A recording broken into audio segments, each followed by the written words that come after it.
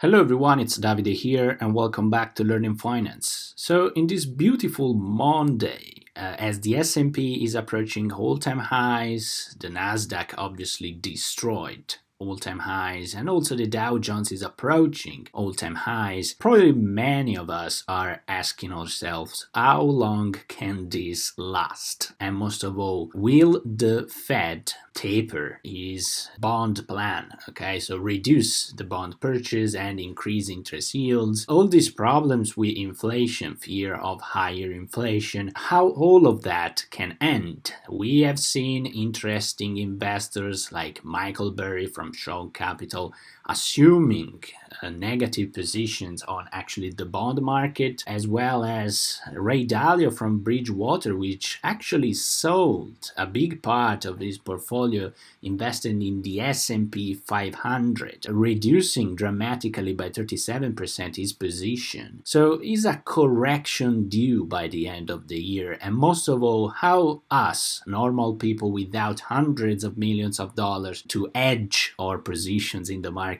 how can we approach this particular and strange moment of uncertainty in the stock market? So in today's video, guys, I will try to give you my opinion on that, what I am doing. The only thing I ask you guys, as always, is please leave me a early like. It's very important and I thank you for it. And subscribe to the channel so you don't miss any new updates. Let's begin. So now, first of all, let's talk about the Fed.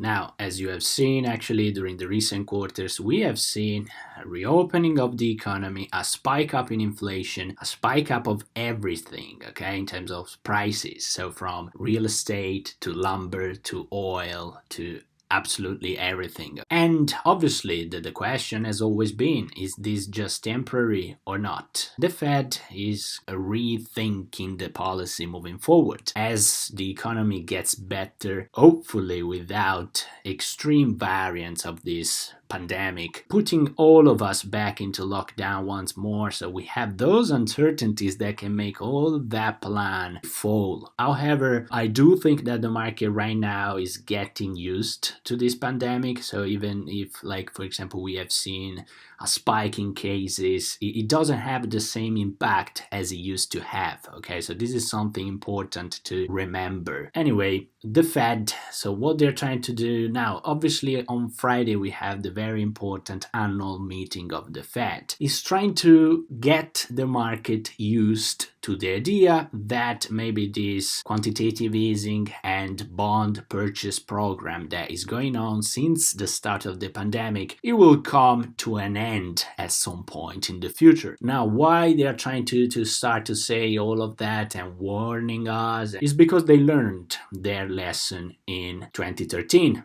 with this phenomenon called taper tantrum, which basically is just the simple fact that in 2013 they came out and said, well, at some point in the future we are going to stop quantitative easing. Now, bonds investors freaked out. They say, okay, you stop it, you reduce the demand, the supply is the same, so the price of bonds is going to go down. If you are already invested in bonds, what happens is that you're going to lose part of your capital because the price of your bonds is going to go down. So what those investors did, taken by fear and panic, they started to sell bonds. Now, what was a fear of interest yields going higher became a reality, okay? The typical self-fulfillment process. If you have studied economics, like for example I did at university, you will know that probably you heard about it. When you study monetary policies, they tell you that the monetary policy work when you surprise the market, okay? So you have the maximum effect when you surprise the market, when you change a policy and no one is expecting it. What the Fed, in my opinion, is doing, trying to get the market used to it, so that according to economics theory, when the market already knows something, when the market is already expecting something, if you do it, it will not have a massive impact because the market already knows all of that. So what they're going to say on Friday, well, we don't know. Actually, I do not expect crazy moves, to be honest. I think that they're going to say exactly the same stuff. We are thinking about it, but we are going to continue to take a look at new variants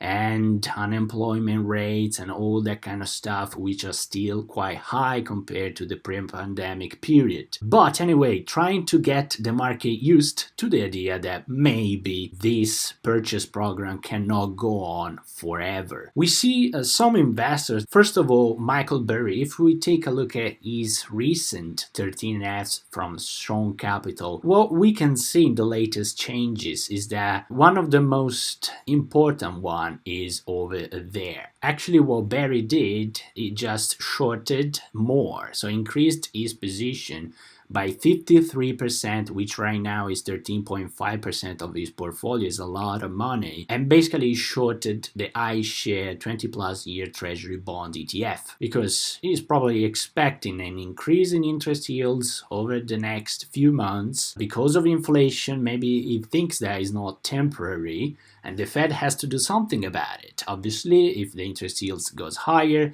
the bonds price goes down. So, well, you buy puts, you're actually shorting it. That makes sense if you have this particular view. Another thing that he's continuing to do is to short Tesla.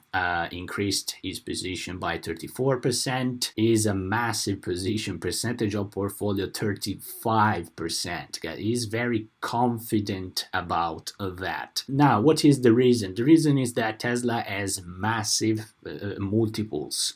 Okay, and if you increase inflation, if you increase interest yields, stocks like Tesla, valued at massive multiples, are going to have a reduction in value, okay, because they are not very much cash flow positive today. They don't make a lot of money today. So if you have inflation, if interest yields goes higher, you know the discounted free cash flow, actually you have to increase the discounted free cash flow. And if the money that you make are like 5 years, 10 years in the future, today are gonna be less worthy. Okay, so that's the idea, and is going long on high cash flow firms and small multiples firms. Like for example, Facebook is buying calls of Google as well. And then consumer staples, okay, which is the part of the market which has grown the less of it since the pandemic. So the call options of Walmart and so on and so forth. Now, if we take a look at Ray Dalio's portfolio in Q2, very interestingly, he sold 37% of his position on the S&P 500. And those money, he put those back into consumer staples as well. So you see the same pattern with Burry. Actually, this is the same idea of Buffett. You want to be invested in good brands, because no matter what, people are gonna still need to buy those things, and they don't care if the price is higher by 20 cents, 30 cents. You still need groceries, you still need to eat, to drink, all that kind of stuff, okay? So also the S&P 500, for like 20 plus percent of it is made by stuff like Microsoft, stuff like Apple, stuff like Amazon. They are amazing businesses, but for example, Microsoft is going through the roof. We don't know whether at that price it is still an investment worth doing today. The multiples are getting very high. So the idea of selling the S&P and buy those things, it makes you reduce the risk exposed into those tech companies, okay, highly priced tech, and increasing the part of the S&P which is low PE, okay, like consumer staples. Now, what do I think about all of that? Now, clearly, those two big, massive investors are expecting an increase in interest yields and are expecting inflation which is not temporary, and they are protecting themselves, and this is something interesting to see. But in terms of us, small investors, what can we do? Now, first of all, what I like to say is that I don't like FUD, meaning that I think that FUD is not something that makes us take decisions objectively. However, it's obviously smart to ask ourselves, can the stock market continue to go higher forever? Or can we have a correction like 12%, 10% corrections are pretty normal in the market? So that's the first thing. The second thing is that even if the Fed decides to reduce the purchase program, it's not that they're gonna drop it altogether, okay? Like Bank of America is forecasting that the Fed might think about, right now is 80 million in bonds and then 40 million in MBS, okay, mortgage-backed securities. Bank of America is saying that maybe they're gonna switch to 70-35, okay, so it's something that is a reduction, is not dropping a policy altogether. And then another thing that I would like to say is that by analyzing the markets objectively, we don't know, first of all, if inflation will be temporary or not. But one thing that we know by taking a look at, for example, the amount of debt that the US as a country has, is that the Fed will very likely prefer a little bit of inflation against a crazy increase in interest yields. Okay, so the main focus will be on avoiding that inflation will become hyperinflation. But in my opinion, as long as inflation remains high, but not too high, the Fed, well, I don't know whether they're gonna go crazy with interest yields. Okay, first of all, we still have lots of uncertainties, variants, economies. We don't know how long will it take for all of that to come back to normal. But if you take a look at the debt that the government has, the debt that the US as a country has, if the Fed increases interest yields altogether like crazy, they are shooting themselves in the foot. They are pushing the country to a high risk of bankruptcy. And this is something that I don't see that written many parts in the internet, but I think that the Fed will be very careful with interest yields, okay? Because when you have a massive amount of debt, not all of it is fixed interest debt, okay? A huge part of it is variable, and increasing the interest yields, especially in corporation full of debt, it means that the bankruptcy rate will increase substantially, and also the government will shake as well, okay? So yeah, it's not as easy as it seems, okay? So let's increase interest yields. No, it's not like that. So this is another thing that I think it is important to consider. Now, with that being said, how can we protect, okay? Let's say that inflation really goes bad and then they have to do it. So what can we do? Now, the first thing that I would like to say is, okay, value stocks, but do not misunderstand value stocks with recovery stocks.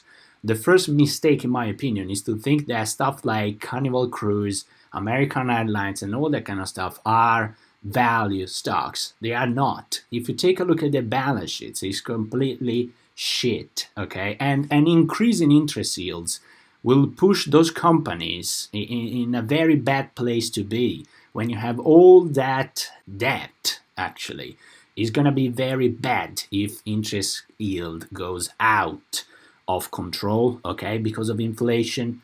So that's another thing. Just, okay, value stocks, but not those huge debt recovery stocks is another thing. Those are great for speculating, if you like, but not to be in a safe place, in my opinion. So what I would like to do, what I am doing, okay, for example, I like Facebook. I think that Facebook today continues to be a safer bet, also in cases of inflation. I think that Facebook continues to have massive amounts of cash flow, and I think that the stock is not as overvalued as all the stuff, okay? So you can find value plays also in tech. Obviously, if you are planning on jumping on today in high multiples speculative tech stocks, well, probably you should be a little bit more careful about it. What I like to do, however, is to focus on those couple of companies that I like And no matter what the price is, if I get volatility, if I get decent entry levels, I will continue to accumulate. So US companies that I like and I will continue to accumulate if the price gets cheaper: Square, Palantir, Tesla. Okay, now those three stocks, I will not buy more at the current price. I told you many times. Like for example, I would like to add more Square if it drops below 200. Probably if we have some volatilities due to the craziness of the Fed fear and all that kind of stuff, why not? Have those kind of companies that you like long term and try to see if you get the right price. This is something that I like to do. If you want to shift into some more value, be careful. In my opinion, the value is a great balance sheet and a high cash flow, not thin margins and huge debt, okay? Like, for example, recovery stocks. And then the last thing that I would like to say, even though it makes you look stupid because everyone is saying cash is trash, blah, blah, blah. In my opinion, in periods of uncertainties, keeping a percentage of your portfolio in cash is what makes you powerful in case of market drops. If you are always 100% invested, you don't have any margins in terms of operativity, okay? If the stock drops 10, 20%, you don't know how to buy more, okay? So in my opinion, in cases of uncertainties, having a pot of cash aside is something that makes you sleep better at night, and in case prices are getting cheaper, you're able to buy more. So always keeping a bit of cash, in my opinion, is something that it makes sense, even though probably lots of people will tell you that you're stupid. Anyway, that's my idea, guys. Leave me down a comment with what you think. Subscribe to the channel if you want. And as always, guys, have a wonderful day.